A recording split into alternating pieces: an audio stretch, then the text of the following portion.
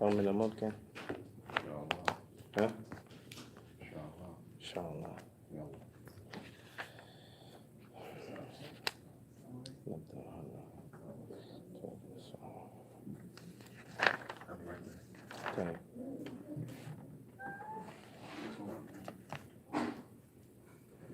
yeah.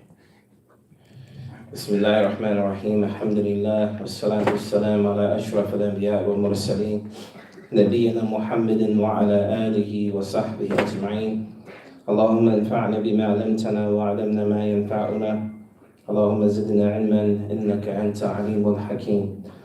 اللهم اجعل هذه المحاضرة حجة لنا لا حجة علينا يا رب العالمين. أما بعد. In continuation of our class, Introduction to Islamic Law. Tonight, inshallah ta'ala, or last week rather, we started on the Asr al-Sahaba, meaning the time period of the Sahaba.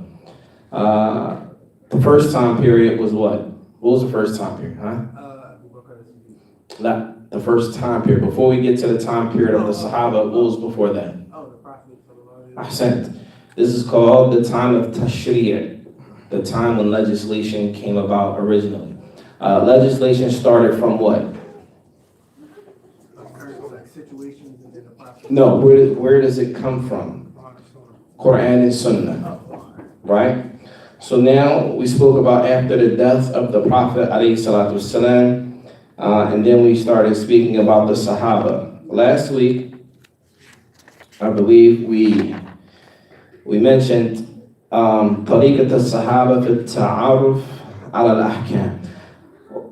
What did the Sahaba use to understand rulings in Islam? So we mentioned the first one last week. The first one was Kitab Allah Ta'ala wa Sunnat al-Nabi alayhi salatu wasalam. Meaning, the Sahaba, they understood rulings in Islam primarily from the Quran and from the Sunnah. Okay? Then we moved on to the second way. The second way in which they understand rulings in Islam through iltifatihim ila ta'lil al-ahkam, meaning they look for the reason for the legislation. And we mentioned some examples last week, the reason for a particular ruling, right? Like, for example, we mentioned alcohol being impermissible, right? Right, so as long as the substance found in alcohol that makes it impermissible, then they would use that reason for another verdict for something else. Is that clear? We also spoke about last week, there are two types of rulings, right? What are they? What are the two types of rulings? Clear and unclear, basically. Like Clear and unclear? Some we know the reason behind the ruling, and some the ruling is not given. I mean, the reason for the ruling is not given. Okay, say that again, I'm sorry, I missed that. Some rulings we are given a reason for it, and some we're not given a reason for the ruling. Ahsant. So the ones that we're not given a reason for the ruling is called what? We had a name for it, right? It's called ta'abbudi. Yeah, the name is called ta'abbudi, which means that we don't know the reason for the legislation, but we hear and we obey. So an example of which would be Salatul Fajr, or Dhuhr, or Asr, Maghrib, Isha, etc. Why is Salatul Asr 3 raka'at, 2 out loud and 1 silent? What's the reason for that? We don't know. We weren't giving any reasoning behind it, so therefore we say we hear and we obey. In addition to that, we cannot apply that rule into something else. Meaning we cannot make qiyas, we cannot make analytical deduction over things that we don't know the reason for its legislation. These are primary principles in Islam. Is that clear? Right. The next one, if the ruling is mu'allal, mu'allal meaning that the reason for the legislation is known. The reason why Allah made this impermissible is known. The reason why the Prophet ﷺ said this is impermissible is known. This is called ta'abbudi. So the Sahaba, radiallahu ta'ala anhum, they will look at the reason for the legislation and then apply it to something else. Is that clear? طيب. which brings us to what we're going to talk about today, inshallah ta'ala, just starting off. Like,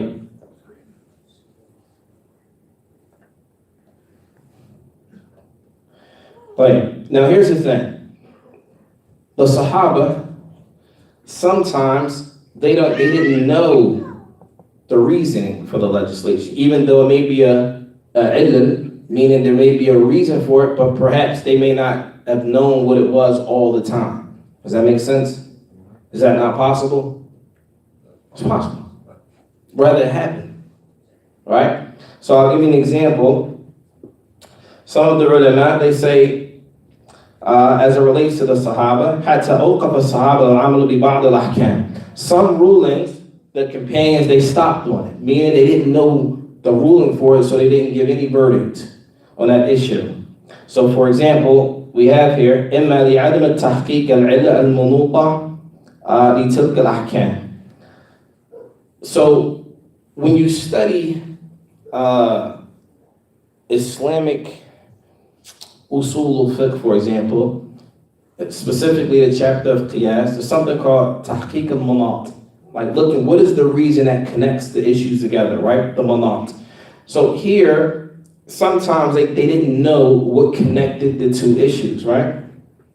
And then they give an example. كما أوقف عمر بن الخطاب سهم المؤلفة قلوبهم. So here's the thing. Or rather, sometimes, I'll give an example. When it comes to paying zakat, right? Who are from the people that can receive zakat? Who knows?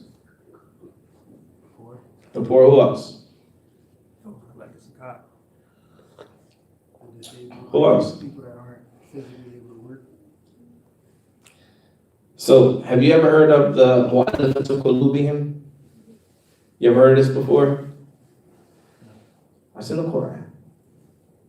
Like, mu'allafatu qulubihim is that the Prophet ﷺ, they would give zakat to people who were in power that may not have necessarily been Muslim, right? To yukhaffif sharrahum, to lessen their harm on the Muslims. So this was called mu'allafatu qulubihim, right? This would be softening their hearts towards the Muslims so that the Muslims will not incur harm from these particular people. So was this an agreement, or was this just like it's a kind of good faith? I'm putting in agreement to what? Like, was this like an agreement of them giving them the zakat to? That was the purpose of it. The purpose of mu'allafatu qulubihim is to soften their harm on the Muslims. All right, I was making sure it was an agreement, not just like we doing it so to soften their harm. That's the purpose. You're doing it so to soften their hearts. That's what it's called. All right, got it. Right? Now, did they do it or not? Allahu a'lam. That's a whole nother chapter we're not talking about. That's what I was saying. Right. The issue here is mu'allafatu qulubihim, meaning we wanted their hearts to be soft towards the Muslims. Okay? So this is in the Quran. This is something these are from the people who received zakat. Right? However, during the time now mind you, Umar ibn al-Khattab, he looked at this ruling and he saw this not to be ta'abbudi, he saw it to be mu'allam. And we're going to use these terms because I need you to understand. He didn't say leave it off, or rather, when Umar ibn al-Khattab, he looked at this ruling here, he said it's not ta'abbudi, meaning this verdict in the Quran was revealed, but it wasn't revealed without a reason. The reason was what? To soften their hearts from the Muslims, right? Right. So what did Umar ibn al-Khattab do? He says, in this case, لأن العلة في إعطائهم هو التعليق للإسلام وقد عز الإسلام بعد وفاة النبي صلى الله عليه وسلم فلم يعد هناك حاجة إلى التعليق. Now, once the Muslims became strong, Umar ibn al-Khattab said, we don't have to do this anymore. We don't have to give them zakat anymore because the Muslims now are in a state of power, so we don't have to soften their hearts towards us. So he saw that it was not, we didn't have to apply this anymore because the reason for the legislation was, the reason for the legislation was what? Soften the heart. Was a soften, so therefore it was known. It was something that was known. So let's back up.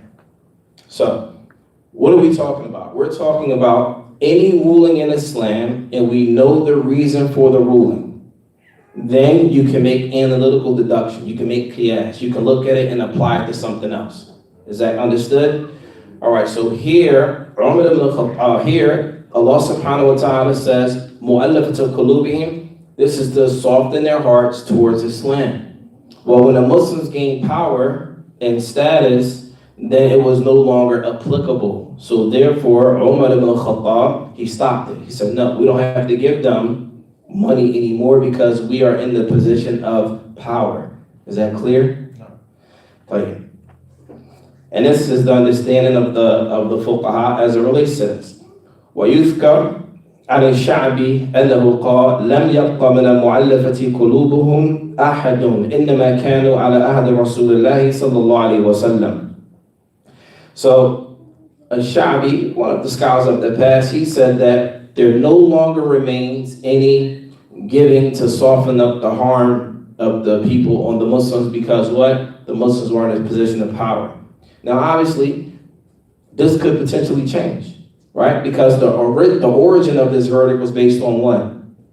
Muslims not being in power. Muslims not being in power and to soften the harm that came to the Muslims, right? But once the Muslims became in a position of power, they said, what? We don't have to do this anymore, right? However, this issue remains as an issue of depending on the understanding of the ulama or the fuqaha during that time. Is that clear? Tayyib. Likewise, we have a statement of Hasan al-Basri rahimahullah. He says, قال أما المؤلفة قلوبهم فليس اليوم. Hasan al-Basri rahimahullah, he said during his time period, he died in the 2nd century of Islam, he said as far as softening the hearts, then this is not today. This is not today. Even though there's an ayah in the Quran that says this is what is supposed to be done when it comes to giving out zakat. Any questions about that? Ishkal, any problems? I mean, the only thing I would say is that some Muslims are in situations where we don't have power. For example, where Muslims are being oppressed. But here, this is the time of who? Huh? Who? This is the time period of who? The Muslims in the power. No, right now, who did I say made this statement? Hasan al-Basri. Right. He died in the 2nd century. Perhaps today, this statement may not be applicable today, depending on the situation and the status of them. But this is why we have to have fiqh, right? We're not zombies, right? It's like there are certain things that we hear and we obey, and there's no room for discussion. And there are other issues where there is room for discussion. This is why the ulama encouraged the Muslims, if you study Islam, strive to be from the fuqaha. Strive to be from those who can look at the text, look at the situation, and be able to give verdicts in them, right? We live in a society, there's not many people here qualified to talk about these issues, right? So you need to have people from amongst your community or your establishment or wherever you're at that can look at these issues and be able to figure out what's going on. But another one, أو كان وقف العمل بالحكم لعدم تحقيق شروط العمل بالحكم الشرعي. Another case where the Sahaba may have stopped applying a particular ruling. What's the ruling on stealing something in Islam? Or had, what is the punishment for that? The hand comes off. Huh? The hand comes off. All right, so before you just say the hand comes off, there has to be conditions have to be met, right? Correct. Huh? I was just about to say. So just name one condition that everyone may or may not know. One condition. This has to be a certain amount. Good. It has to reach a certain amount, right? The item that was stolen has to reach a certain amount in value, right? There are other conditions, but we're going to mention that one now. So let's say, for example, a person steals something and it reaches the amount of the item for the hand to be cut off. Why wouldn't someone cut that person's hand off? Is there still a reason, or you must carry that out? Could be other conditions that must. Such as? What's another condition? Still to feed his family. He's still in to feed his family. Maybe. So we're going to look at what happened to Umar ibn Khattab when he was the leader and something. What happened? What's that amount? It varies. It's not like $10, $20. It varies on the price of gold and silver. And then It's a lot more detailed than just one set amount. And Allah, you can look that up, inshallah. Go look it up. What's the nisab? What's the nisab? Yaqta yadu. Go look that up, inshallah. Huh? Haliyan. Tayyib. You said it. You gotta look it up. Tayyib. The next one. أو كان وقف العمل بالحكم لعدم تحقيق شروط العمل بالحكم شرعي. So here, a person stole something, but their hand wasn't cut off, right? It says, Umar ibn al-Khattab, radiallahu ta'ala anhu, he said, قطع عن السارق في عام المجاعة. So, if there is a famine, starvation in a particular land, لا تقطع يد في عرض ولا عام السنة. وذلك لعدم تحقيق الشروط إقامة الحد وهو انتفاع الضرورة. So one of the conditions that a person must have their hand cut off in Islamic law, not here in America. We just mention examples here, right? The brothers haven't cut the hands off. All right, it's not what I said. So here, for a person to have their hand removed, if they were in that environment, if there is a necessity, like say for example, like the brother mentioned, there's a starvation, there's famine, there's sickness, etc., and a person steals then that law is removed. Understand? So if Umar ibn al-Khattab can remove that verdict, that means the ruling itself had to be what? Mu'allim. Does that make sense? I need y'all to stay with me. So remember when I told you, every time we have a ruling in Islam, it's either what? Mu'allal or ta'abudi, meaning there's a reason for the legislation, or we don't know the reason for the legislation.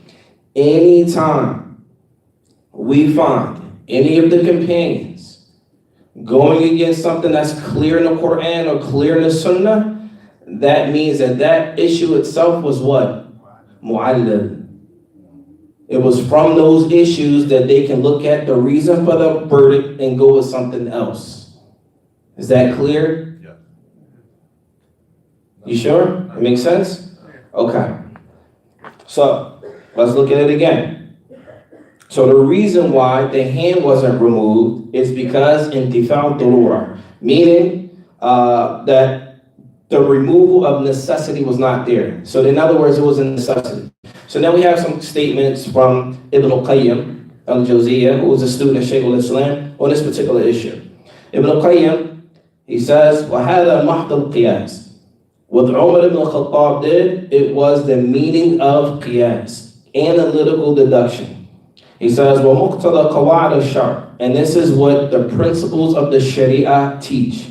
فإن السنة إذا كان سنة مجاعة والشدة غلب على الناس الحاجة والضرورة فلا يكاد يسلم السارق من الضرورة تدعو إلى ما يسد به رمقه.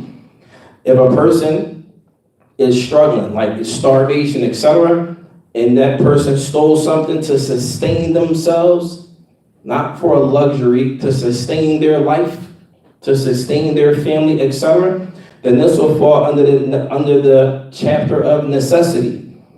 Now, this is what Islam says about that.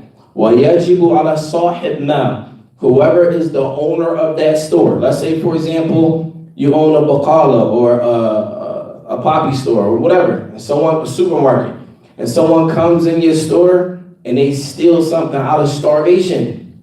Not because something to eat, because they need it, not because they're trying to get over or what have you. In this case, Islam says that what? بِذَلِكَ لَهُ إِمَّا بِالثَّمَنِ. It says the owner of that place, they must either sell that food to that person or give it to them for free. Either sell that food to that person or give it to them for free. Is that clear? Right.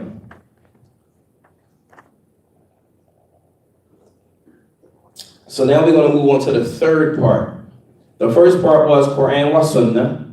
This is how the Sahaba will understand verdicts. The second one is that they will look for the reason for the legislation. The third thing we want to mention here is استنباطهم الأحكام على أساس رعاية المصالح بجلبها ودرء المفاسد وَدَفْعُهَا. The last part that we're going to mention,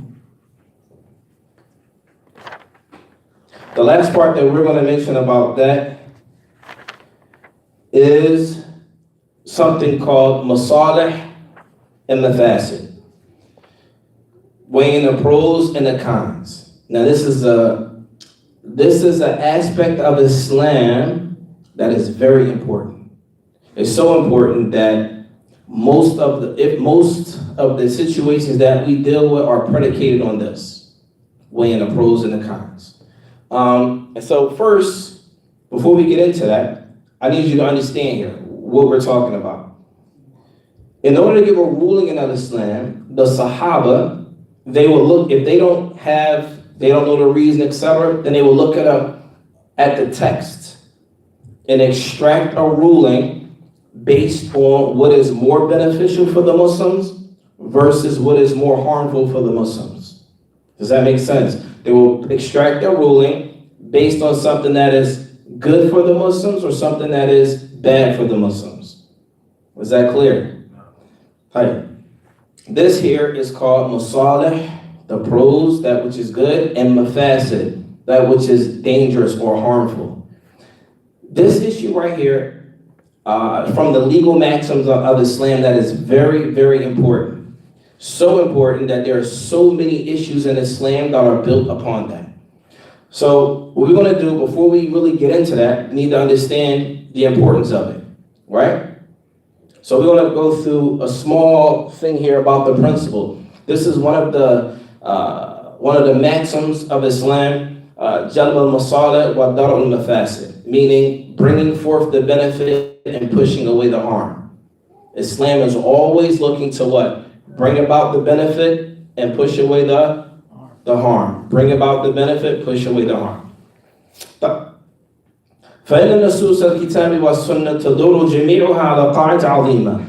That the text from the Quran and the Sunnah, they are all predicated on this great principle in Islam. وهي, that principle, أن الشرع, that the Sharia مبنية or مبني على جلب المصالح ودرء المفاسد. That the Sharia in Islam is predicated on bringing about the benefit and pushing away the harm. Bring about the benefit and pushing away the harm. فكل آية من كتاب الله وحديث من سنة رسوله يفيد هذه القاعدة. Every verse in the Quran and every hadith of the Prophet ﷺ is brought about for the benefit of the Muslim and pushing away the harm for the Muslim. Is that understood? Right. Allah subhanahu wa ta'ala says in the Quran, إِنَّ اللَّهَ يَأْمُرُ بِالْعَدْلِ وَالْإِحْسَانِ, that Allah commands us to be just and upright. وَإِيتَاءِ ذِي الْقُرْبَى وَيَنْهَى عَنِ الْفَحْشَاءِ وَالْمُنكَرِ وَالْبَغْيِ يَعِظُكُمْ لَعَلَّكُمْ تَذَكَّرُونَ. That Islam, Allah says in the Quran, that He commands us with righteousness, to be upright, to be just, to connect the family ties, and Allah prohibited us from lewd acts, doing things that are evil, and this is a reminder from Allah. This is an example, and this proves that particular qaida. Another ayah where Allah subhanahu wa ta'ala says, إِنَّ هَذَا الْقُرْآنَ يَهْدِي لِلَّتِي هِيَ أَقْوَمُ, that this Quran calls to that which is better.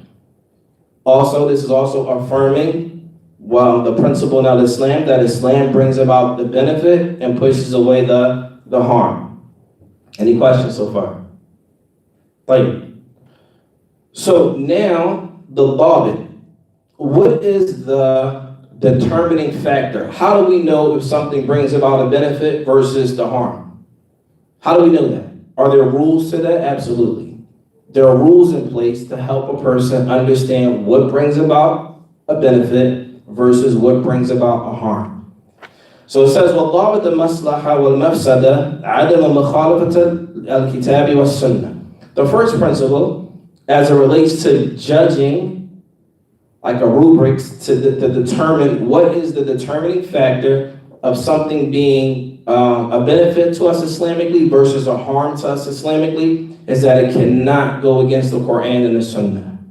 It cannot go against the Quran and the Sunnah. That's number one. The next part is وَكَذَلِكَ بِفَهْمَ السَّلَفِ وَالْأُمَّةِ. it can also cannot go against the understanding of the Salaf of our Ummah. Let's stop right there. I know we mentioned it before. We're going to mention it again. When someone says the understanding of the Salaf, what does that mean?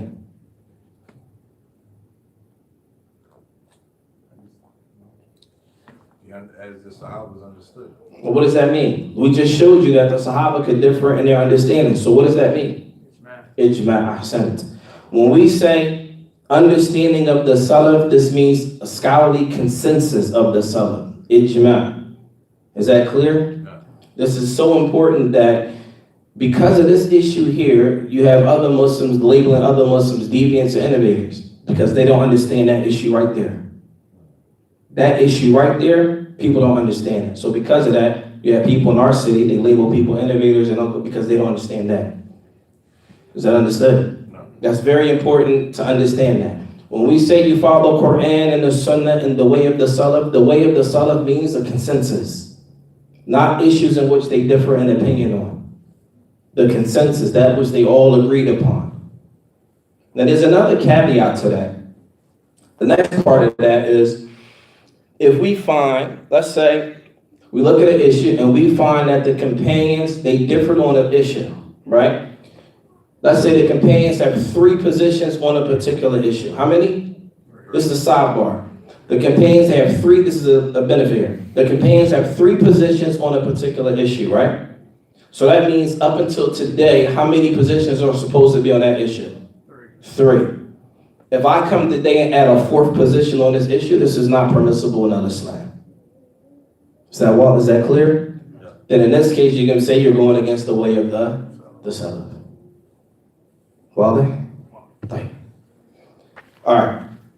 So back to the Maslaha and the Mafasid. It says, فَالْأَصْلُ جَلْبُ جَمِيعَ الْمَصَالِحِ وَدَرْءُ جَمِيعَ الْمَفَاسِدِ. So the origin is that Islam is set up to bring about all possible benefit and remove all possible harm. This is the origin, right? Islam is set up to give us all benefit and remove all harm, right? وَعِنْدَ تَعَارُضُ الْمَصَالِحِ وَالْمَفَاسِدِ. But what if the pros and the cons are against each other? Like it's hard to determine which is which, right? So it says, for example, فَدَرْءُ مَفَاسِدِ أَوْلَى مِنْ جَلْبِ الْمَصَالِحِ. So let's say, for example, it's equal. This is a benefit to me and this is a harm to me. Which one, or this is a benefit to me, or I can push it away, keep the harm away from me. What do you do in this case? Again, there are 2 issues. One issue, it'll bring about benefit. Let me back up. There's a situation, there's a dilemma, right? If I do this thing, it's going to bring about benefit, but if I also do it, it might also bring about harm. What do I do? Do you look to get the benefit, or do you look to pushing away the harm? Push away the harm. Does that make sense? No. So if there's 2 issues, and you have to make a choice, and inside your choice, you know that if I do this, there's going to be a benefit. But if I don't do it, or if I do it, it's going to be a benefit, but if I do it, it may also bring me a what? A harm. So what do? You push away the harm as opposed to getting the benefit, if they both are equal. Does that make sense? So it's a 50-50, you push away the harm instead of going to get the benefit. Right. What's an example of this? So we have an example in the Quran where Allah subhanahu wa ta'ala says, وَلَا تَسُبُّ الَّذِينَ يَدْعُونَ مِن دُونِ اللَّهِ فَيَسُبُّ اللَّهِ. Allah subhanahu wa ta'ala says in Surah Al-An'am, don't curse the ones who they call upon other than Allah. Because if they do that, then they will what? They will curse Allah. So, to curse false gods in Islam, that's benefit. To tell the people this is a false god you're worshiping, don't worship the false god. But if you curse their gods, this is a benefit would be you're telling them that they're worshiping something false. But if you curse their gods, then a bigger harm is going to come. What's going to be that bigger harm? That they're going to curse Allah. That they're going to curse Allah subhanahu wa ta'ala. So because of that, Allah says don't curse their gods. Here is an example of pushing away a harm or it's a benefit in cursing them, but don't do it because the harm is greater. The harm is what? Is greater. Now, So is that only applied in like situated like you said with false God dealing with people, or is that even like everything. no? This is just an example, All right. right? But this goes for everything, almost everything. And that's the beauty of Islam. The problem is, a lot of us, we haven't studied Islam to that level to identify the different ways in which Islam is a benefit to us, right? We may know certain things, but we may not know certain things. So this principle is very important. Another one here, it says, وَعِنْدَ تَعَارُضِ الْمَصَالِحِ فَأَوْلَى جَلْبَ الْمَصْلَحَةِ أَكْبَرُ فَمَثَلًا. Okay, so here we have another one. محل الشاهد أنه تعالى نهى عن مصلحة سب الآلية المشركين. So here in that ayah, Allah subhanahu wa ta'ala made it impermissible, for cursing their gods, even though it's a benefit. رغم ما فيها من البيان حقيقتهم. The benefit would be you're clarifying the truth to these people, right? That's the benefit. وإسقاط هيبتهم في قلوب عبادهم دفعا لمفسدة سب المشركين الله. However, if they curse Allah, then this is going to be something that is very bad, something that we don't want. So therefore, Allah prohibited. And you'll find even Muslims, you deal with non-Muslims, you find them speaking ill of different religions or different people, because now they're going to, you're going to speak ill about the things that they worship. Then they're going to come around and curse Islam and curse Allah subhanahu wa ta'ala. This is not how we give da'wah. This is not the way we move as Muslims. Here it also says, وَعِنْدَ تَعَارُضِ الْمَصَالِحِ فَأَوْلَى جَلْبُ الْمَصْلَحَةِ أَكْبَرُ. So, if you have two issues to do that are benefits, there are two issues that are considered benefits. One of them is more of a benefit than the other, then you're going to do what? The bigger benefit, right? فَمَثَلًا رَجُلٌ تَعَارَضَ. Now here's an example that they mention. رَجُلٌ تَعَارَضَ لَهُ صِيَامَ النَّفْلِ وَمَا طَلَبَ الْعِلْمِ وَالْاجْتِهَادِ فِي النَّوَافِلِ الصَّلَاةِ وَتِلَاوَةِ الْقُرْآنِ. So here, the brother has an option, right? His option is, do I fast a sunnah fast, or do I seek knowledge, recite the Quran, and pray sunnah prayers? He only do one or the other. The option was either he makes a sunnah fast, or he studies Islamic knowledge, recites the Quran, and he makes sunnah prayers. Which one is more beneficial to him? Doing the knowledge and the prayer. So he leaves off the fast to do the knowledge, the prayer, and the recitation of the Quran. This is a bigger benefit than just fasting. Do you see how that works? And some of these things are common sense.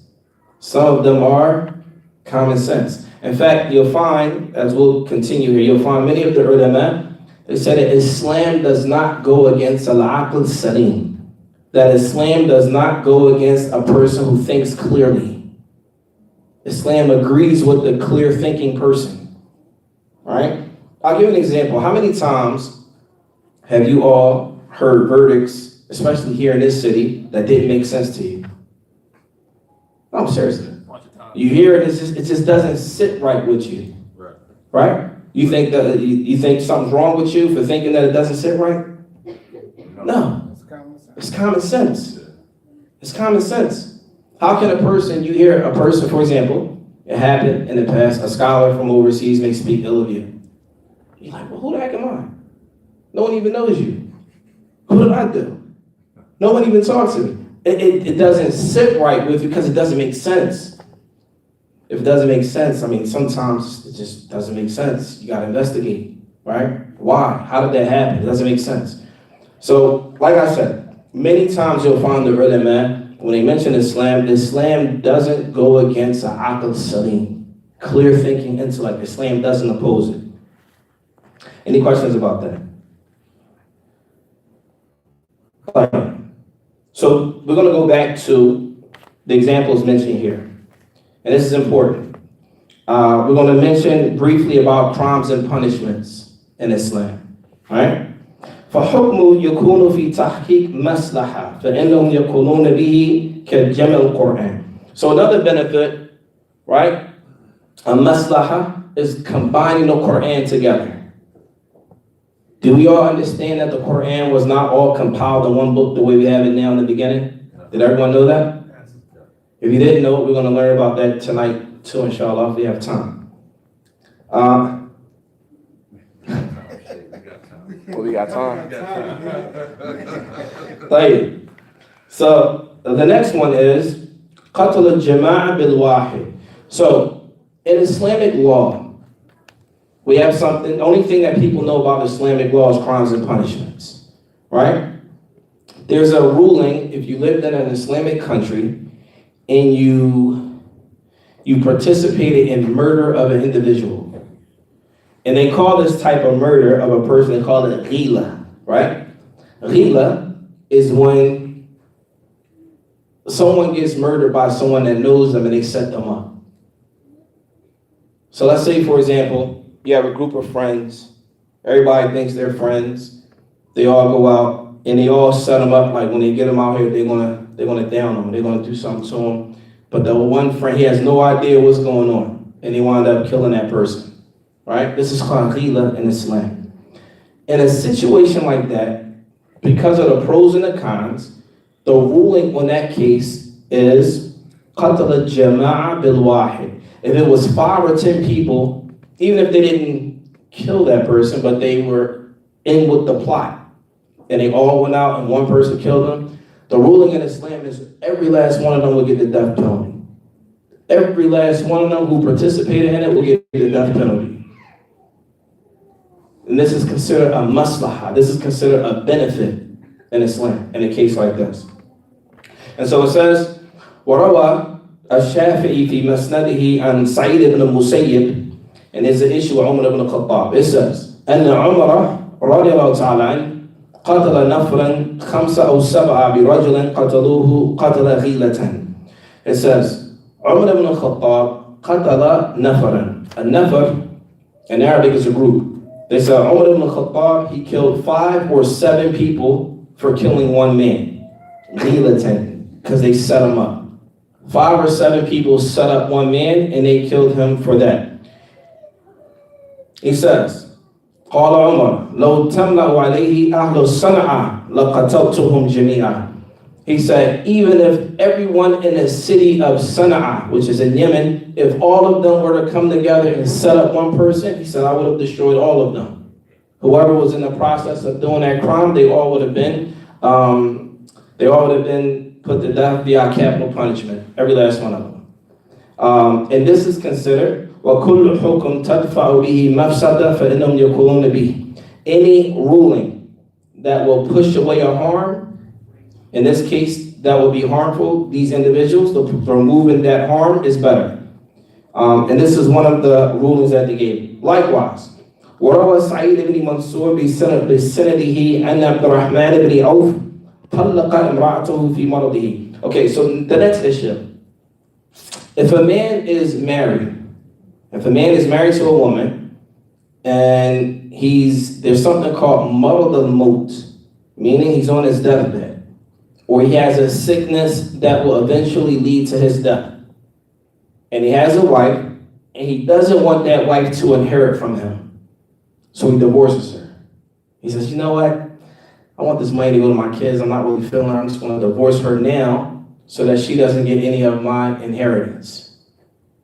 It happens, right? Right now, one of the Sahaba did. It says, well, and Abdurrahman ibn Auf طلق امرأته. Abdurrahman ibn Auf was one of the Sahaba. He divorced his wife. He was sick, about to die, and he divorced his wife. فمات بعد ما حلت فورثها عثمان. He died after she was divorced, and Uthman ibn Affan made her from the inheritors of him. She still inherited from him. In Islam, it's not permissible for a man to divorce a woman while he's on his deathbed. You never heard this before? No. Yeah. If a man is on his deathbed, it is not permissible for him to divorce his wife while he's on his deathbed. And they say that why? Because the maslaha and the mafsada. Because this is harmful to that woman. This is harmful to that woman. It is more beneficial to her that she receives some type of inheritance from that husband she was married to. This is a principle in Islam. Talk. طيب.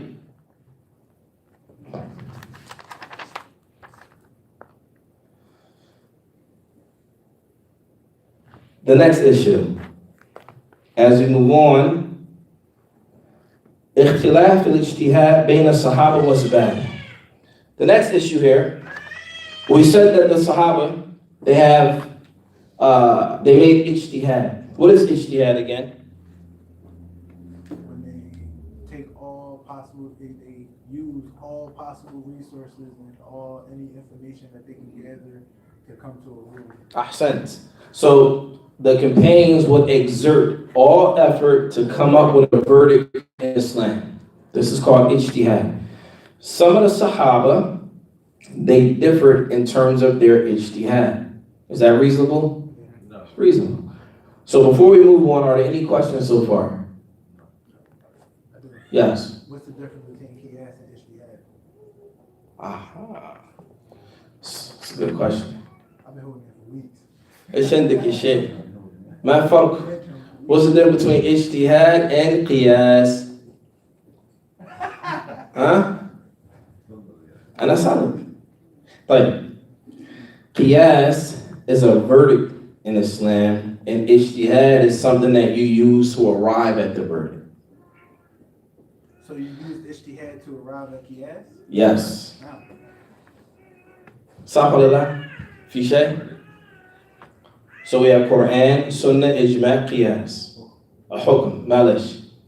Qiyas is a hukm. Malish. Qiyas is a hukm shari. It's a ruling, right? So we use, in Islam, for example, many of the fuqaha al-arba, the four scholars, the four schools of thought, for example, they use Quran, Sunnah, Ijma, Qiyas. They all pretty much agree on that. After that, there are differences of opinion. How do you arrive at qiyas? How do you get to qiyas? You have to do what? You have to make ijtihad. Understand? So in order to arrive at qiyas, you have to do the work called ijtihad to get there. Now, everyone's not qualified to do ijtihad. This is not for every Muhammad, Ishaq, and Ibrahim to just come and say, hey, I always want to try qiyas. I want to try ijtihad. It doesn't work like that. I know it may look like that here in Philly.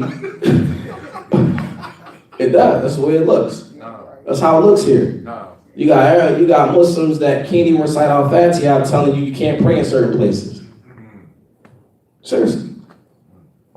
Right? We have Muslims that probably, some brothers don't even know the tashahhud and the salat, but they telling you it's haram to pray here, you can't listen to it. These are all verdicts. People get verdicts. Huh? We made it easy to talk about Islam with no knowledge. Why go study Islam? I could just sit here and say you're off and he's off, right? Those verdicts ain't based on. It's not based on knowledge. It's based on hawa. No. It's based on desires. So that verdict would be a fatwa, right? La shak.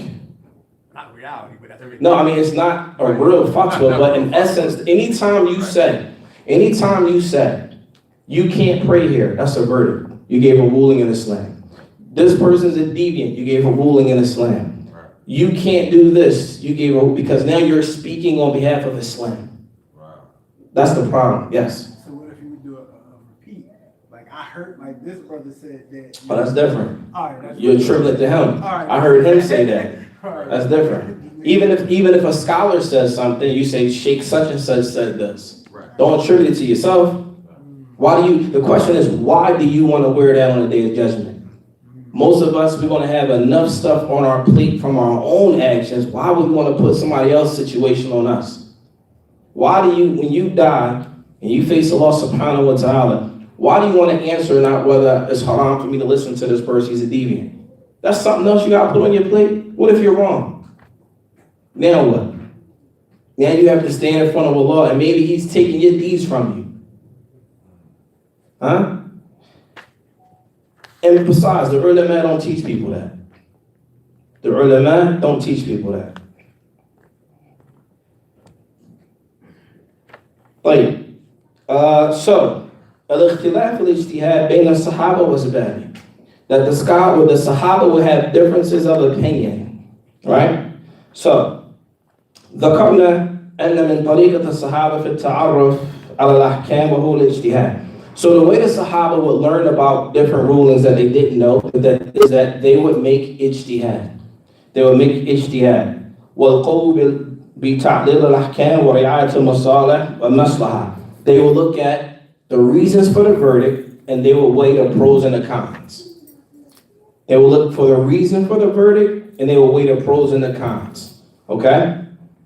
It says, ولا شك أن القول تتفاوت مداركها وتتباين في قوة الفهم. Now, no doubt, when it comes to the companions, their intellect was different. Some of them was more knowledgeable than others from among the companions, right?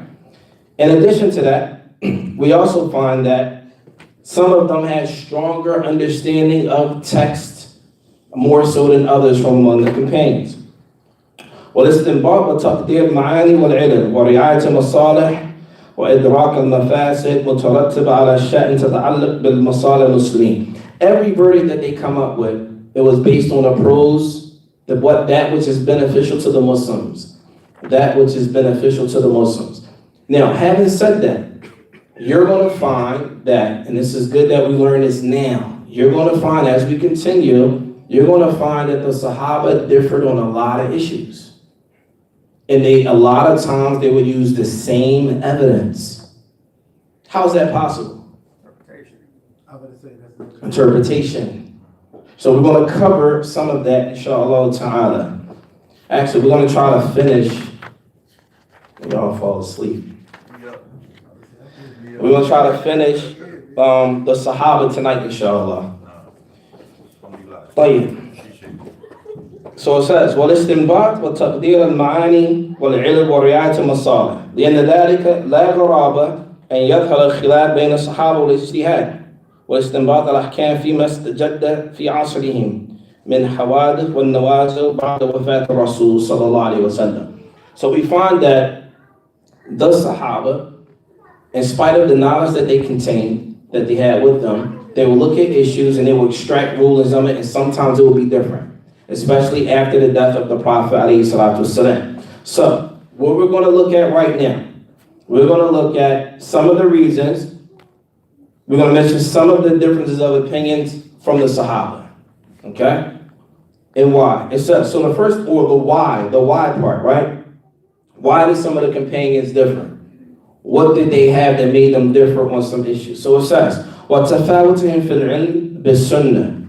So the first reason why they would differ is because some of them had knowledge of that particular sunnah and some of them did not. Is that realistic? Or do everybody believe that all of the Sahaba were on the same level in terms of their understanding of Islam? Huh? Do everyone believe that all of the Sahaba were on the same level in terms of their understanding of Islam? Of halal and haram? No. Some of them understood aspects of the Sunnah more than other companions. Is that understood? All right. It says, فَمِنْهُمْ مُكَثِّرٌ مِنْ رِوَايَةٍ عَنِ النَّبِيِّ صَلَى اللَّهُ عَلَيْهِ وَسَلَّمَ وَمِنْهُمْ مُقَلٍّ. Some of them, they had a lot of narrations from the Prophet ﷺ, and some of them did not.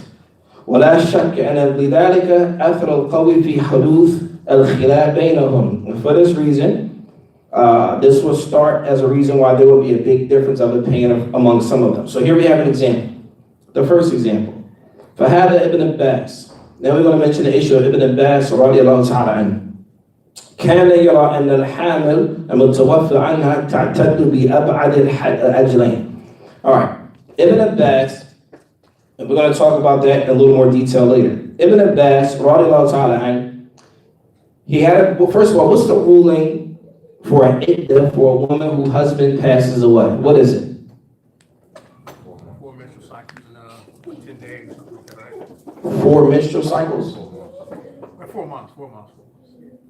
4 months in? 6 months, yeah. 6 months. No, 4. 4 months. 4 months and what? That's it? 10 days, I think. 10 days. 4 months and 1 day? What do you say? Huh? Shendon. I thought it was 4 months. That's it. 4 months and what? That's it? 4 months and a day. Huh? I said 10 days. So the iddah period for a woman whose husband passes away is 4 months and 10 days. What if the woman is pregnant? She dropped the baby. After she drops the baby?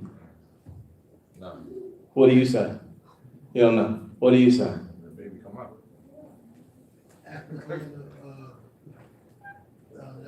Childbirth. After the childbirth, what do you say? You gonna rock with him? First one, right? All right.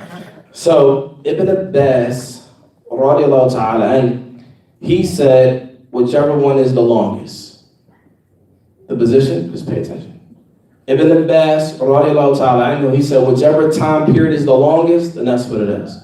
So he said, if it's 4 months and 10 days, and if she's pregnant, if the 4 months and 10 days is longer, then that's what it is. And then, because, if a woman's pregnant, her iddah period, for obviously, whether her husband died or not, her iddah period is going to be at least, if it's from the beginning of the pregnancy, it's going to be the whole 9 months.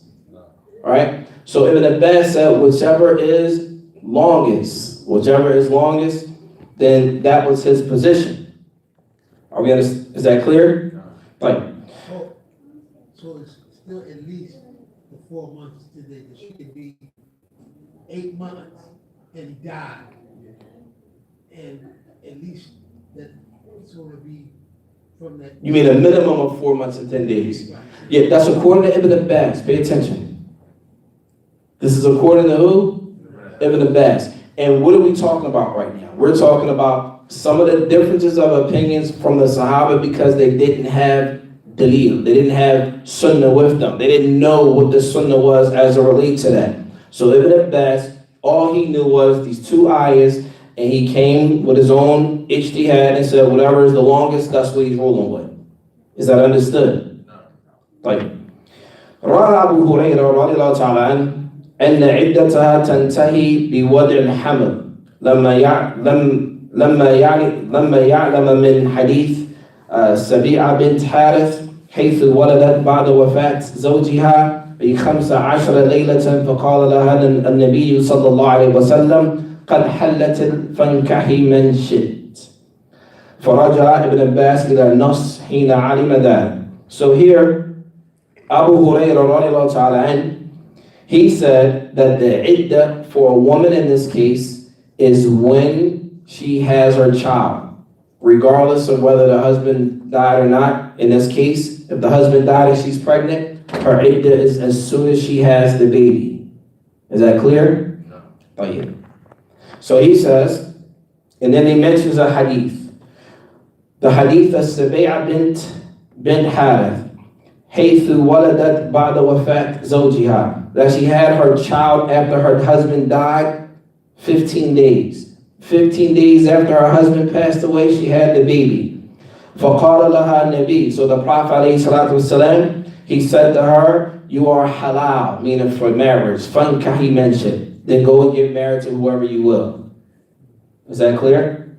So when Ibn Abbas heard this, because he didn't have that hadith, when Ibn Abbas heard this, he took his position back and went with the position of Abu Hurairah. Why did he go with the position of Abu Hurairah? Because Abu Hurairah had what? He had a hadith. So Ibn Abbas left off his position and went with Abu Hurairah. Is that clear? So that's the first reason why they would differ. The second reason why the Sahaba would differ on an issue, تفاوتهم في فهم النصوص الكتاب والسنة. The next issue is they're differing in terms of understanding the Quran and the Sunnah. So a person may say, what do you mean? How did they not understand it? And it was allowed during the time of the Prophet. How did they not understand it? Huh? So here's مثل اختلاف في عدة هل تعتبر بالطهر أو بالحيض. So here we find that in Islam, a woman, if she's pregnant, how long does she have to wait before, I'm sorry, not pregnant, if she's divorced, how long is her iddah period? 3 menstrual cycles. If she's divorced.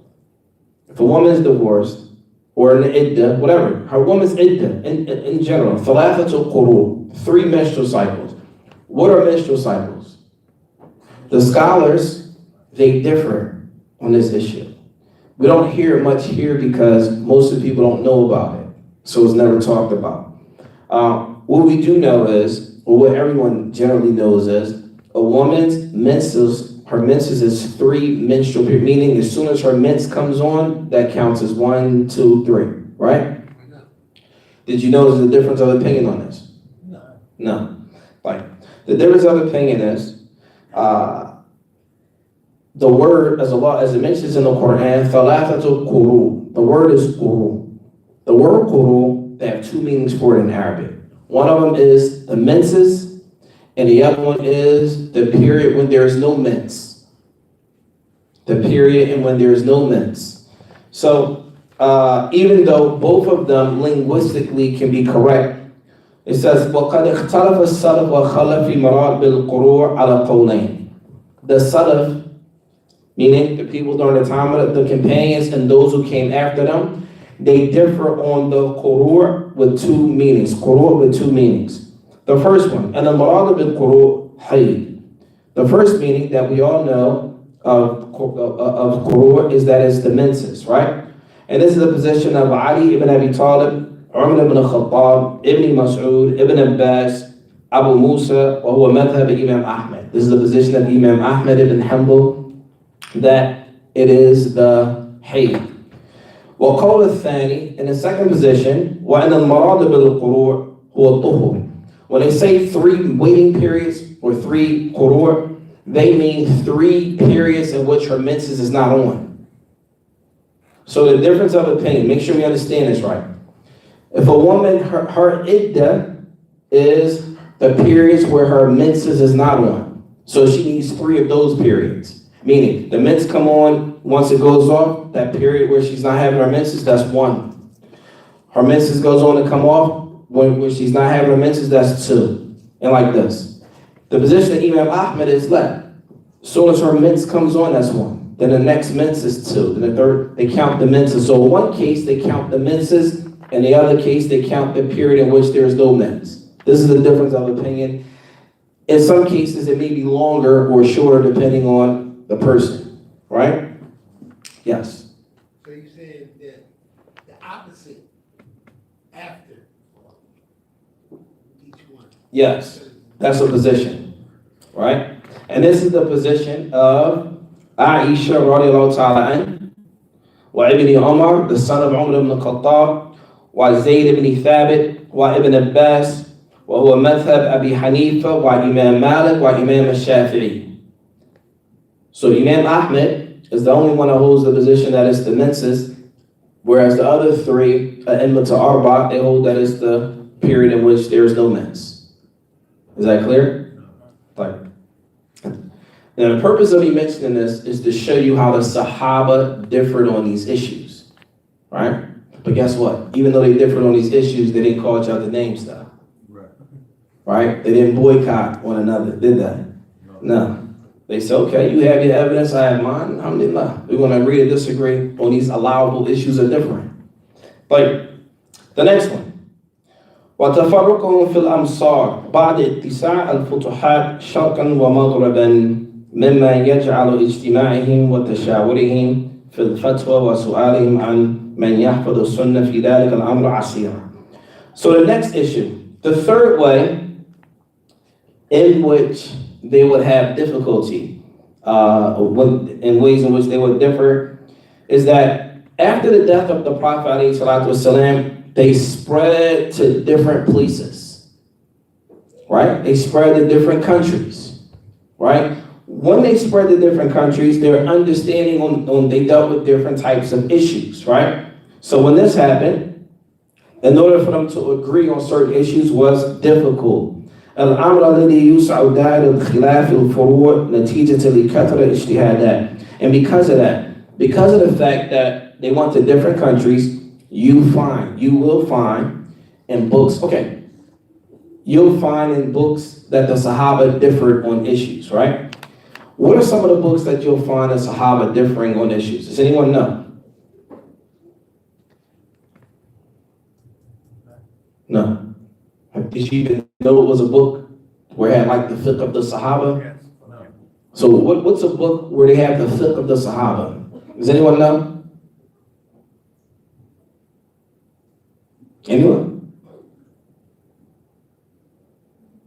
Like, both books are called, there are two books, and they're big volumes, right? It's called the Musannaf. There are two Musannafs.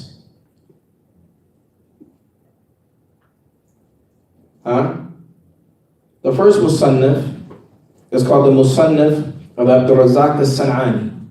The Musannaf of Abdul Razak al-San'ani. In it you'll find the fiqh of the Sahaba from A to Z. Right? Pretty much any issue you think of is in there, for the most part. And then there's another Musannaf, a Musannaf of Ibn Abi Shayba. Both of these books are about 20-something volumes, 20, 30 volumes apiece. The next one is called a Musannaf of Ibn Abi Shayba. In this book, you'll also find the fiqh of the Sahaba. Right? And these are, as you learn Arabic, for those who study Islam, as you learn Arabic, it's very good to have the opportunity to read those. You'll see the differences of opinion on many different issues. But the next issue, a reason why they would differ, is ta'arud al-nusus. حيث يقع بين الصحابة رضوان الله عليهم اختلاف في التوفيق والجمع بين ما ظاهره وتعارض النصوص. Here is the same thing, that they will have text, but the text, it will seem like it went against each other.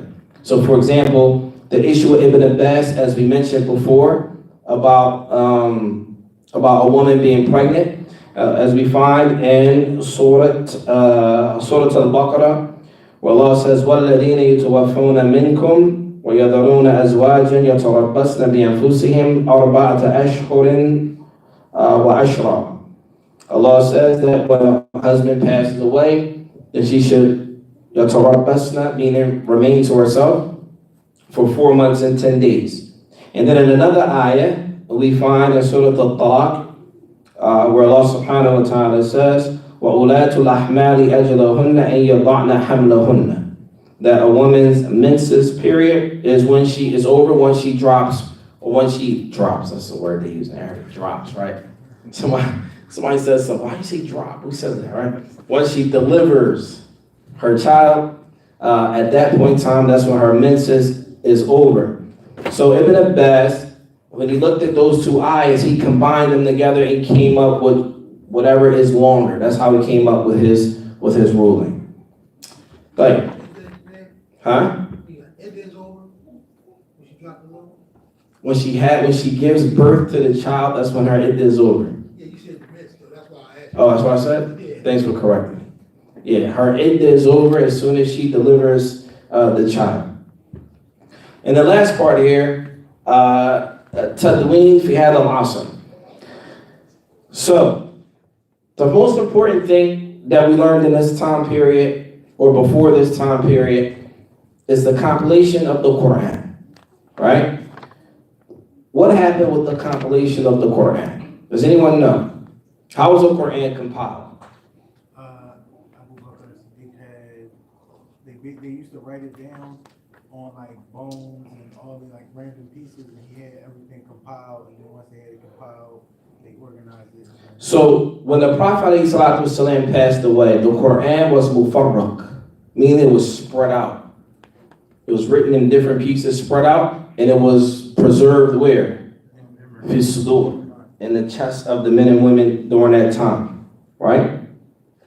He said, but when most of the Quran, they were killed in a battle. A lot of the ones who memorized the Quran was killed in a battle. So, قال Abu Bakr, قلت لعمر, كيف أفعل شيئا? So, Umar ibn Khattab, he came to Abu Bakr as-Siddiq, and he said, listen, we need to put the Quran in a book form. Umar ibn Khattab came to Abu Bakr as-Siddiq and said, we need to put the Quran in a book form. Qala Abu Bakr. So Abu Bakr, he said, قلت لعمر. He said, I said to Umar, كيف أفعل شيئا لم يفعله رسول الله صلى الله عليه وسلم. He said to Umar, how can I do something that the Prophet ﷺ didn't do? How can I do something that the Prophet ﷺ didn't do? قال Umar.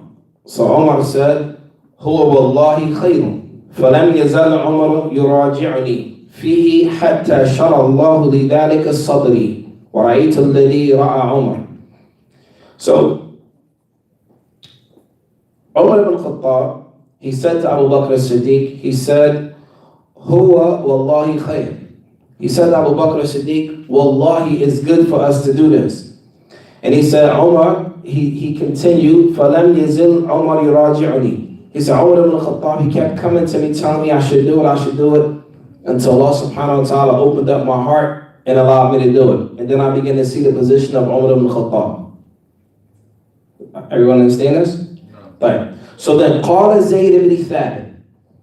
Zayd ibn Thabit, he was another companion that was around during that time. He said, وَعُمَرُ عِنْدَهُ جَالِسًا. While Umar ibn Khattab was with Abu Bakr as-Siddiq, لَا يَتَكَلَّمْ. So they didn't talk. فَقَالَ Abu Bakr. So Abu Bakr, he said to him, he said, إِنَّكَ رَجُلٌ شَابٌ. He said to Zayd ibn Thabit, you're a young man. عاقل, you have intellect. لا نتهمك, and we don't consider you to be a liar or anything like that.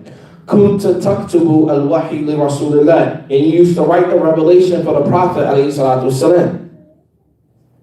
فتتبع القرآن فاجمعه. He says, so follow all the pieces of the Quran and put it all together. This is what Abu Bakr as-Siddiq told Zayd ibn Thabit, right? He says, فَوَاللَّهِ لَوْ كَلَّفَنِي نَقْلَ جَبَلًا مِنَ الْجِبَالِ مَا كَانَ أَثْقَلَ عَلَيَّ مِمَّا عَمَلَنِي بِهِ مِنْ جَمَعِ الْقُرْآنِ.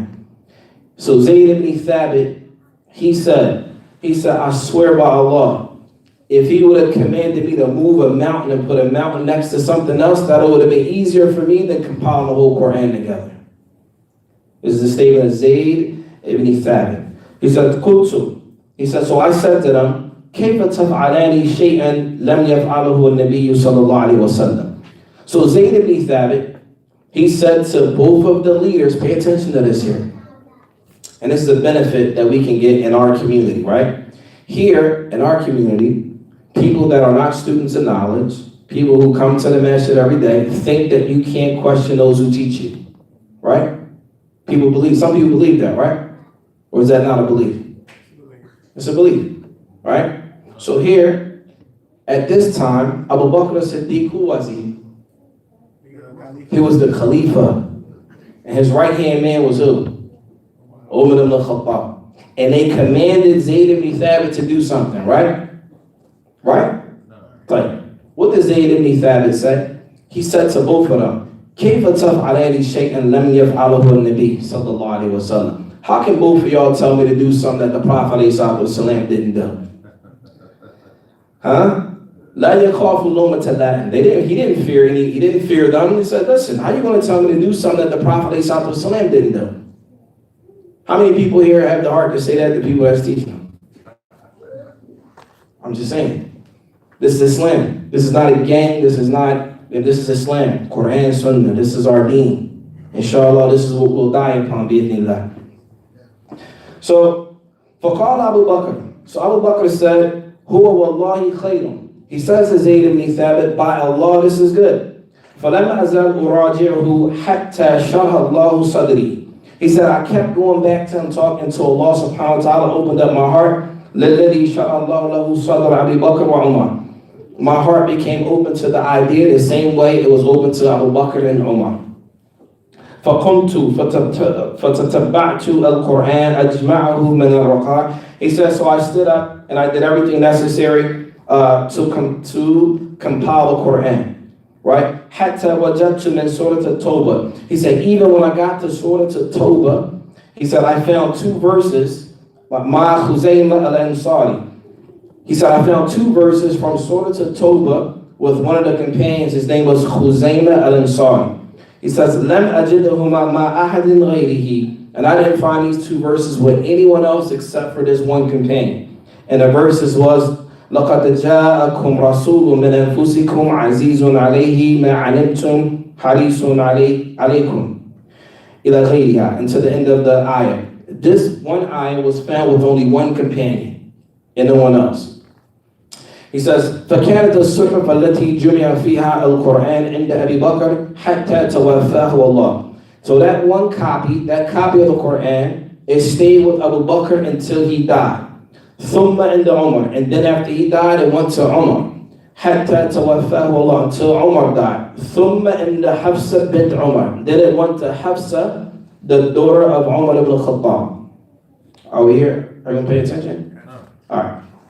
So now, ثم لما اتسعت الفتوحات في عهد عثمان. So during the time period of Uthman, the Muslims began to spread. Different futuhat. They had war, they conquered different lands, and they began to spread out even more. So during the time period of Uthman ibn Affan, have anyone ever looked at the Quran that says Uthmani or something like that? Alright. So it says, during the time of Uthman ibn Affan, بلغوا اختلاف الناس في قراءة القرآن. So during the time of Uthman, that's when the companions and the people during that time, they started to differ on the recitation of the Quran. Each one had their own way of reciting the Quran. Right? وَتَنَازَعُهُمْ فِي ذَلِكَ حَيْثَ أُنزِلَ الْقُرْآنَ عَلَى السَّبْعِ أَحْرُفٍ. Because if we all know that the Quran was revealed upon 7 letters, as it says, سَبْعَ أَحْرُفٍ. What that means is, the Quran has various recitations. So a person may say, see, the Muslims differ. They differ and they understand, they differ in the different Qurans. They differ in their recitation of the Quran. And I'll give you an example of it. An example is, for example, when we recite Surah Al-Fatiha, we say, Alhamdulillahi Rabbil Alameen, Ar-Rahman Ar-Rahim, Maliki Yawm Ad-Din. This is the narration of Hafs and Asim. Right? And then a person, you may hear someone say, well, Maliki Yawm Ad-Din. This is another recitation. Right? So, and an example, these are different recitations of the Quran that the companions will differ over. Is that clear? Because of these recitations, it turned into an issue. So because of that, Uthman ibn Affan, فَأَرْسَلَ عُثْمَانَ إِلَى حَفْصَةَ. So Uthman went to Hafsa, the one who had the Quran, and أرسلني إلينا بالصحف ننسخها في المصاحف ثم نردها إليك. He said, he sent to Hafsa, he told Hafsa to bring him the Mus'haf and to change it and to make it so that it's all one way, that it's written in all one way. فأرسلت بها حفصة إلى عثمان فأمر زيد بن ثابت وعبد الله بن الزبير وسعيد بن العاص وعبد الرحمن بن حارث وابن هشام فنسخوها في المصاحف. So all these different people, they basically rewrote it, meaning not changed it, but put it together that is one understanding of reading it. وقال عثمان للرهط القرشيين الثلاثة إذا اختلفتم أنتم وزيد بن ثابت في شيء من القرآن فاكتبوه بلسان القريش.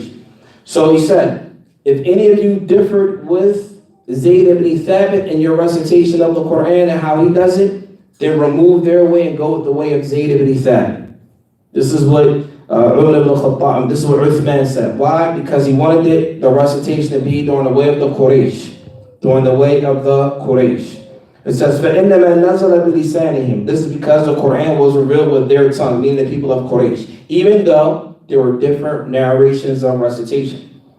It says, فَفَعَلُوا حَتَّى إِذَا نَسَخُوا الصُّحُفَ فِي الْمَصَاحِفِ وَرَدَّ عُثْمَانَ الصُّحُفَ إِلَى حَفْصَةَ. Once that was done, it was returned back to Hafsa. أَرْسَلَ إِلَى كُلِّ أُفُقٍ بِالْمُصْحَفِ بِمَا نَسَخُوا وَعَمَلَ بِمَا سِوَاهُ مِنَ الْقُرْآنِ فِي كُلِّ صَحِيفَةٍ مُصْحَفٍ أَنْ يُحْرَقَا. So once they fixed the Mus'haf to have it, the Uthman Mus'haf, to have it so that everyone, when they read it, it all says the same thing inside of it. Like when we open up the Quran today, and everyone's Quran looks exactly the same inside, even though there are different recitations that is not in this book. Is that clear? There are different recitations that you may not be able to see in an Uthman copy, which you won't see. Uthman ibn Affan, he commanded the rest of them, any other mushaf that was written outside of this way, to be burned. To be burned. So a person may say, well, why do you burn the Quran? Like, in Islam, if you have a mushaf that's old, that's fallen apart, it is for us to burn them. To burn them. And this is the position of many of the fuqaha, except for the Ahnaf, except for the Hanafis.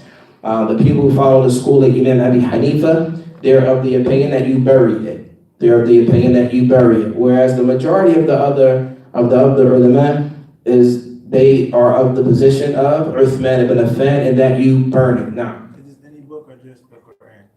the Quran in general. No, I'm just saying any. The Quran. All right, that's just about the Quran. Yes. You burn it. When you dispose of it, you burn it. Some people may have masahif that's fallen apart in their homes and it's just sitting there and the pages all over the place. It's sunnah to burn it. Burn the Quran, burn it. Now, and with that, inshallah, we're going to finish tonight. And our next class, inshallah, we'll be starting with the Asr of the Tabi'in. We'll start the next time period, 41 after Hijri, which is the time of the Tabi'in. Any questions? Yes. Got two. The first one goes back to you saying they first compiled the Quran, because a lot of people, they use that as a justification saying that you can innovate. When the people compile the Quran as a reason to innovate, People use that as we say that innovation is good and you can innovate in the deen. la. So when you look at the issues of compiling the Quran, this is the important thing. We have something called Quran, Sunnah, and what? Ijma. You don't find any of the companions differing on that issue, and therefore Ijma becomes a ruling in Islam, right? You can't come today and bring something, a new form of religious worship, and say, I say that this is how we do it. Who are you, right?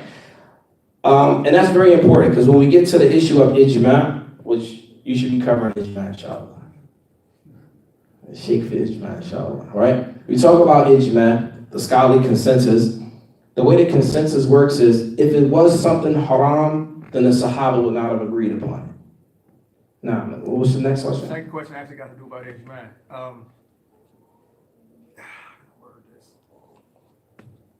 Is it safe to say that the Sahaba had less Ijma on issues that they differed on? Like they differed on more issues than they had Ijma on?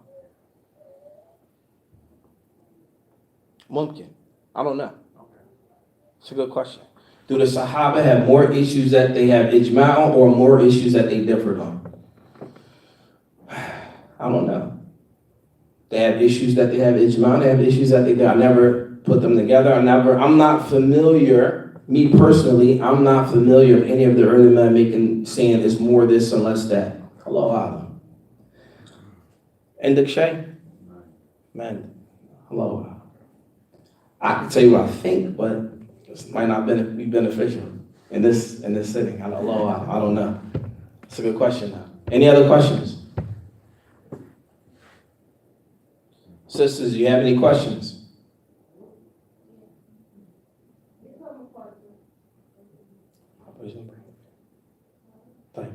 Sheikh, question?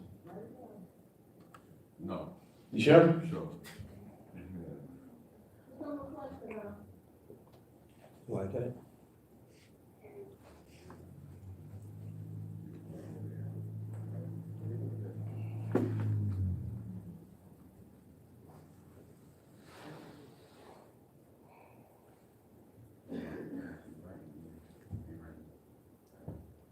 In the meantime, huh?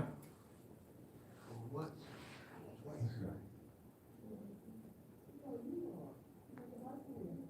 I guess it's related to the class. Going back to when you mentioned about the in the time we in pertaining to quote unquote fatwas being given, right? You know, we have. What's your understanding of? It's kind of connected to that. Is if a scholar overseas have. No, I mean, listen. It's a question. If you're asking it, I don't even know what the question No, is. a scholar has affection Affection? Affectionate, for a particular Person, person, okay? and calls the individual a scholar, right? Or a sheikh, If a scholar calls a person a scholar, right? right, A person, a scholar. right. Is that obligatory for the Ummah to accept that scholar's position of calling that person a scholar? Is it obligatory for the Ummah to accept the position if a scholar calls a person a scholar? In general, I can't say it's obligatory. That's that scholar's position on that person. But in general, a scholar is going to call another person a scholar based on the person having knowledge. Right? You're not going to hear, in general, you're not going to hear a scholar calling a person a scholar and they don't have any Islamic knowledge. In general. It may happen, but that's not the case. No. Huh? Or call him sheikh or call him a scholar. Oh, a scholar may call somebody a sheikh and he's not a sheikh. Right. Yeah, not a scholar though. Push. Alim. Nah. Yeah, you're not going to, I've never heard a scholar call a person an alim and they're not an alim. A sheikh, yes. But to us, people understand sheikh to be a person that has knowledge. Person that's knowledge. Right. That's how it's being used. That's how it's being used. That's how it's being used. Yes. So what are you asking? Is it wajib that you take that? No, I mean, I wouldn't take that individually, but everyone don't think like everyone. I mean, listen, in general, if a person, are you talking about something specific? Or are you just in general? I mean, I'll say, it's specific. If you want to. No, I'm asking you. It's specific. Be specific. No, man. What do you mean? I mean, you have scholars, a scholar, an individual who is being called a sheikh, and so you have people who will say, listen, this person is being called a sheikh because this scholar says so. See, he is a sheikh. He is. A sheikh. I mean, did he study? Low out. You want the camera or not? Get to the camera. I don't care. If he studied, he studied. If he didn't study, he studied. Ask the question. Fem kalam or Sheikh Rabi said, how Somali is a scholar. That's the question. who's a scholar? Sheikh Rabi said, how Somali is a scholar. A sheikh. She says sheikh. I ain't gonna say he said scholar. He says sheikh. Said sheikh. People are using it saying, okay, he's a scholar. I mean, yeah. So maybe he meant it out of love. Maybe he meant it out of affection. But it can't. It's impossible to mean that you reach the level of Islamic knowledge. That's impossible. That's not what he meant. He couldn't have meant that. Right. And if he did mean that, then inshallah, Allah pardon the sheikh. It's not correct. It's not correct. You can't be a scholar if you don't have no Islamic acumen. That's not possible. No. It's not possible. That's for anybody, though. It's not just him, it's any of us. No. If I'll give you an example. If a scholar says that such and such is a sheikh, whoever he may be, right? If a scholar says such and such is a sheikh, it can't possibly mean that if the person is not known to have studied Islam and has no real resume, the only question now is, well, if I wanted to be a sheikh, what's the rules? Like, how do I become a sheikh then? If he's a sheikh, then how do I become a sheikh? Right. If you're not known to have studied in Islam, we're not talking about the brother, we're just saying in general, anybody. If you're not known to have studied Islam, with ulama and you put work in, and a scholar says this person's a scholar, then the only logical question would be, well, how did he become a scholar? I want to be a scholar. What do I got to do? Right. I got to call you 10 times a month? Like, what's the rules? And the basis for the question is that you have people who will say, well, we revere the scholars. I'm just using the language of the people. They'll say, well, this scholar. We love the last We love the scholar. No doubt. And if this scholar said that this person is a sheikh, then who are we to go to say, well, no, I don't. So that's the basis. So then that goes back to the issue I said with common sense. No. Who are you to use your common sense? It doesn't mean, how did he become? The next question, the logical question is, how did he become a sheikh? What did he do? You might be a person that want to study Islam. Let's say, for example, we have brothers here in the U.S., in our communities, that are put on certain pedestals, right? A scholar might know them. A scholar might say this person is a sheikh or that person is a sheikh, right? Okay. In a case like that, you might say to yourself, you know what? I want to follow that path to be a scholar too, right? So the logical question is, what's the steps? How do you become that? We can go through every book of Talabatul Ilm, any book about seeking knowledge. The ulama lay it down. This is the pathway. You can't hit a button and pass go. You got to go through the process. It's a process. You got to put work in. You have to sit with ulama. They have to check your fahm. They have to make sure you know what you know. It's not a game. It's not something you just, okay, well, because I'm cool with this sheikh, then I'm a scholar. I'm just skip all the study and I'm just a sheikh. How does that work? Right? So if a person says to you, well, you know, the scholars, obviously the scholar couldn't have meant it the way that you mean it. It's impossible. If you haven't studied Islam, you have no resume, no one knows you no one studied with you to begin with. Who studied with you? You don't even have no classmates. You don't even have people that sat with the mashayikh with you. How do you reach this status? How is that even conceivable? So if you hear a scholar say something like this, one of two things. Either he means it out of love and endearment for that person, or the sheikh made a mistake. Otherwise, it's impossible. It's impossible. Our deen is not learned through osmosis. You're not just going to sit back and just wake up one day and just have knowledge of Islam, and it doesn't work that way.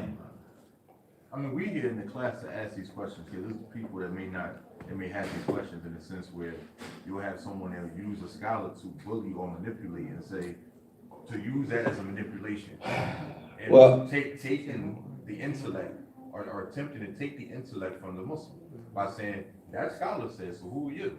And now that person, that intellect is now robbed of using that because they're using, we love the scholars. yeah, Allah understand. That's a problem. I mean, obviously, you love the people of knowledge. Why do you love the people of knowledge? Because they help you get closer to Allah. No. Right? That's what it's about. Your connection to Allah subhanahu wa ta'ala. It's difficult for the people that are being called sheikhs and they know they're not sheikhs. They should be honest. Like, listen, I'm not really on that level. Right. And in that case, you know, it's not even false piety. It's honesty. Right. You know, he's being humble. No, he's telling the truth. This person is really not a sheikh. But when it's embraced by individuals, And that's the fitna that Allah put on that person. no. Ask Allah to make it easy for him and soften his load, and may Allah not test us with Allah tested him with. That's a fitna. It's a fitna that you have if a scholar praises you and puts you on a level of a scholar and you yourself know you're not there. That's a fitna, akhi. No. That's a fitna, especially coming from where we come from. You got a scholar making you out to be, you know you're not at that level. That's a fitna. That's a fitna. And that's every last one of us, Allah subhanahu wa ta'ala gives every last one of us our own trial and our own fitna. That might be that brother's fitna. Make dua for him that Allah softens his heart and, protect him from the end game, because that's a problem. No. You imagine people thinking you're a sheikh and you know you're not. No. And so you start talking as if you are. You know your reality. Right. The people that's close to you know your reality. Right. But you're still riding along with that. That's a problem. No. Nasallahu salam wa afiyah. May Allah protect us from that. I mean. Amen. Any other question? Oh, the sister asked. This is ruling on entering the masjid while on the menses. If I was a scholar, I would give a fatwa here, but I'm not. So what I'm going to do is I'm going to tell you the general ruling is that a woman cannot enter into the masjid while her menses is on. Now, let's go back to the issue. The issue here is this ta'abudi or is this mu'allal? Is it? It's mu'allal. The ulama say it's mu'allal. So you might find some ulama, because during the past, the women, when they had their menses, they had cloths, things like that, where if they were bleeding, it's possible that it will fall on an area where people prayed. So some of the ulama say that this is the reason for that legislation. So you may find some scholars that they say it's okay for a woman to enter in because they have things now that will prevent blood from getting into the place of Maslaha. So based on that, some of them will say that it's okay. However, for me, I don't have a position on it. I'm just mentioning the two positions. I'm not at that level on this particular issue and many others to give my own personal. Now, if it was my family house, maybe I'll say something in my house, but publicly it's something different. Allahu a'lam. سبحانك اللهم وبحمدك أشهد أن لا إله إلا أنت أستغفرك وأتوب إليك